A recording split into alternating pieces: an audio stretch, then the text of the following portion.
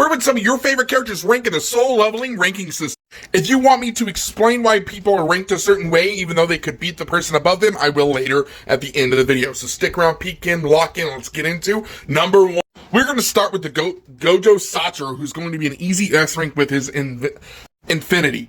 Most A ranks will not be able to get around it. There might be 1 or 2 A ranks that have an ability that would not travel and just decimate him, because his AP and durability and speed are maybe B rank at best, but the Infinity really does solo him all the way up to S rank, and with the Infinity, he's going to be able to use his domain expansion, and his domain should put down most B to A ranks as well, though he is not the top tier of S rank.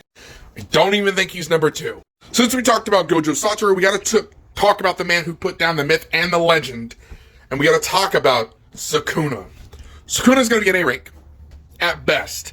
Probably more on the B rank side, considering his speed and AP are absolute garbage, and he's going to be inherently reliant on 2 things. The world cutting slash and his domain expansion. And the problem is, I don't think he's going to be fast enough to really get it off of most A ranks at all. Really, at all. But his hacks would put him in that A rank status, because not everyone has to be as fast as an A rank in order to get A rank. Now we're going to talk about Goku, specifically Namek Saga Goku. I have him in about S rank due to relativistic speeds, to FTL in this specific form, and planetary AP. He's just going to inherently be S rank, and he won't be the top either, but he would be incredibly high up there. Because there are characters like Sun Jin Woo who have passive death hacks that it's just going to fall. Another easy S rank, same reason as Goku. I don't think I need to explain.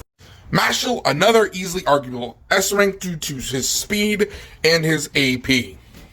Go watch Mashle.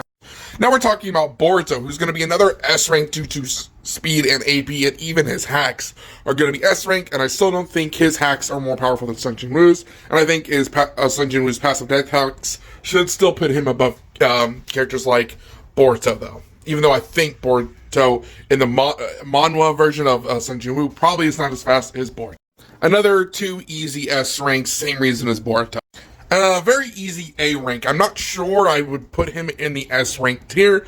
His hacks are not that good in the soul leveling verse. But even if I say he's A rank, I do think he has the speed and AP to fight with some S ranks. I just don't think his hacks are really anything impressive in the soul leveling verse. Now this is time for the caveats for me to explain why I put them and where I put them. So something that is a bit misconstrued from a lot of people who don't know the soul leveling ranking system is an entire ability, just one, could put you in a certain tier. Now your stats are somewhat correlative to your abilities, but you generally have 1 or 2 stats that far exceed what your other stats. For example, a tank is able to take more damage and have like a higher health pool, right? So they have like a defensive capability and a higher health pool, and a skill in relation to that. So their stats are skewed more to tanking, right?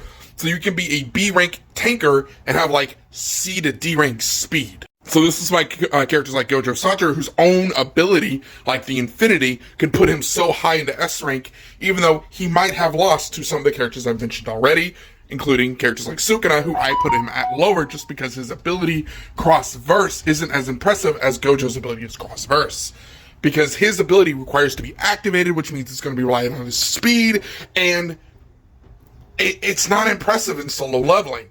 And we got characters like Luffy, who's Toon Force or Subjective Reality Manipulation, depending on which one you think he has, is ass.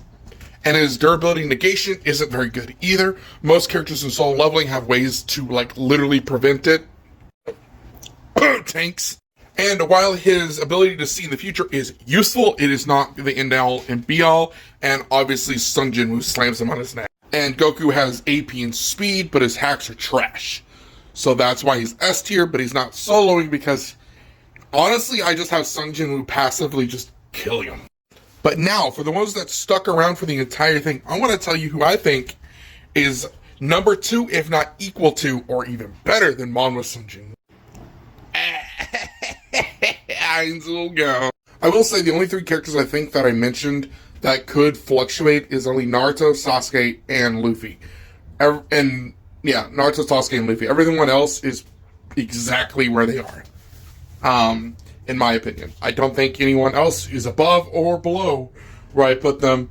Though I will say, if you want to argue that Gojo's Infinity should not grant him S rank, I would disagree, but at least I can kind of see where you're coming from considering his stats are so shit.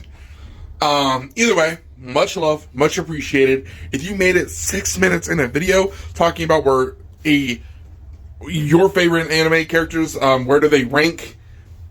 Awesome. Please drop down below. Tell me what some more characters on where you want me to say where I think they rank. Characters like JoJo's, like from JoJo's Bizarre Adventure, Gintama, etc. Just name me a few. I'll see if I know them, and then I'll do my best to fairly rank them in the solo leveling verse.